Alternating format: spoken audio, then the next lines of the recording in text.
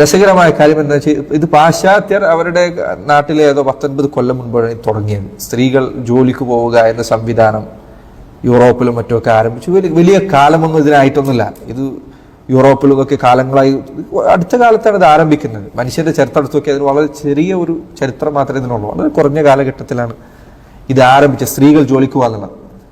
അവിടെ നിന്ന് അത് അവർ ചവച്ചു തുപ്പാൻ തുടങ്ങുന്ന കാലഘട്ടത്തിലാണ് നമ്മുടെ നാട്ടിൽ ഇത് ആരംഭിക്കുന്നത്. അത്ഭുതം. അവരിത് സ്റ്റോപ്പ് ചെയ്യണം. പല യൂറോപ്പിൽ പലയിടത്തും ഇപ്പോൾ അടുത്ത സുബ്ഹാനല്ലാഹ് കമ്മ്യൂണിസ്റ്റ് രാജ്യങ്ങളിൽ വരെ സ്ത്രീകൾ വീട്ടിലിരിക്കാൻ, അവർ ജോലിക്ക് പോകാതിരിക്കാൻ വേണ്ടി ഗവൺമെന്റ് സഹായം. കുട്ടികൾ ഉണ്ടാവുന്നില്ല, മക്കൾ ജനിക്കുന്നില്ല, നാടുകൾ നശിക്കുകയാണ്. ഷെയ്ഖ് ഇബ്നു ഉസൈമീൻ അദ്ദേഹത്തിന്റെ മനോഹരമായ വാക്കുകളൊന്നാണ്. അദ്ദേഹം പറഞ്ഞു, ഭാര്യയുടെ ജോലി മക്കളെ വളർത്തുക എന്നുള്ളതാണ്, നല്ല ഒരു സമൂഹത്തെ വളർത്തുക എന്നുള്ളതാണ്, അവളുടെ വീട് വൃത്തിയിൽ കൊണ്ടു നടക്കുക എന്നുള്ളതാണ്. പക്ഷെ ഇത് പറഞ്ഞാൽ ഇന്ന് ആളുകൾക്ക് നമ്മളെ ചെറുതാക്കി.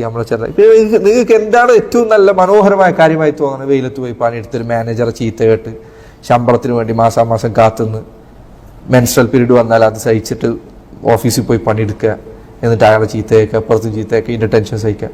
ഇങ്ങനെ നിങ്ങൾ ചെയ്താൽ നിങ്ങളുടെ ജീവിതം വളരെ സുന്ദരമായിരിക്കുമെന്ന് ആരാണ് നിങ്ങളോട് പറയുന്നത്? ആരാണ് ഇങ്ങനെ ഒരാളോട് പറയുന്നത്? മുസ്ലിമായ ഒരാൾ പറയുന്നത്, വീട്ടിലിരുന്നോളൂ, നിങ്ങളെ പരിചരിക്കുക എന്നുള്ളത് നിങ്ങളുടെ ഭർത്താവിന്റെ ബാധ്യതയാണ്. അയാൾ ഭക്ഷിക്കുന്നത് നിങ്ങൾ ഭക്ഷിച്ചിരിക്കണം, അയാൾ ധരിക്കുന്ന പോലെ വസ്ത്രം നിങ്ങൾക്ക് തന്നിരിക്കണം. നിങ്ങൾക്ക് പണിയെടുക്കാതിരിക്കാൻ അവകാശമുണ്ട്. പണിയെടുക്കാതിരിക്കാൻ അവകാശമുണ്ട്. എന്താ പറയുന്നത്? പണിയെടുക്കാൻ അവകാശമുണ്ട്, പണിയെടുക്കാതിരിക്കാൻ അവകാശമുണ്ട്. അയാൾ ചോദ്യം ചെയ്യപ്പെടുന്നതാണ്. അപ്പൊ പെൺകുട്ടികൾ ഇന്ന് പറയണം, വേണ്ടതില്ല, ഞങ്ങൾക്ക് ജോലി വേണം, കരിയർ ഉണ്ടാക്കണം.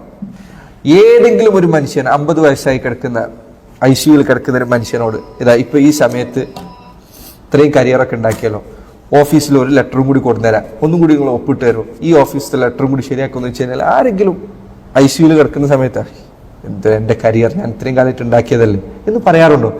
പക്ഷെ അവൻ വളർത്തി ഉണ്ടാക്കിയ മക്കൾ അവൻ്റെ തൊട്ടടുത്തുണ്ടെങ്കിലോ ഏതാണ് നിങ്ങൾക്ക് തൃപ്തികരമായിട്ടുള്ളത്? പെൺകുട്ടികളെ നിങ്ങൾ ചിന്തിക്കുന്നില്ലേ?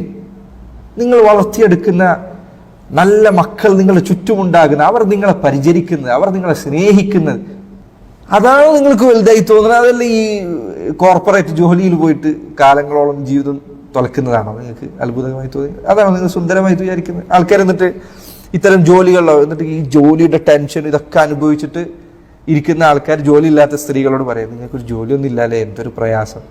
അവർ അൽഹംദുലില്ലാ സമാധാനത്തിലാണ്.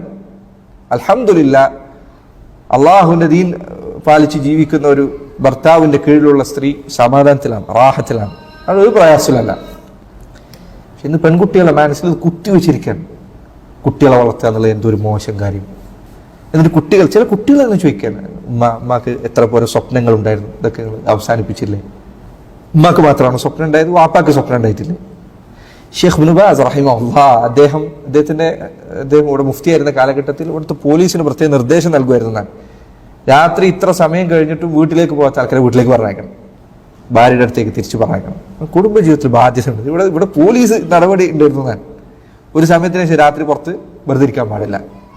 അപ്പൊ കുടുംബജീവിതം അതൊരു മോശമായ കാര്യമല്ല. ഇത്രയും കാലം മനുഷ്യർ, ഈ സമൂഹം ഈ രൂപത്തിൽ കെട്ടിപ്പടുക്കപ്പെട്ടത് കുടുംബം എന്ന സംവിധാനം കൊണ്ടാണ്.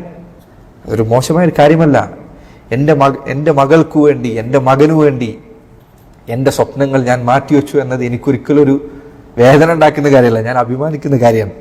എൻ്റെ കുട്ടിക്ക് വേണ്ടി, എൻ്റെ മകനു വേണ്ടി, എൻ്റെ മകൾക്ക് വേണ്ടി അങ്ങനെ ആയിരിക്കണം മനുഷ്യനുണ്ടാവേണ്ടത്.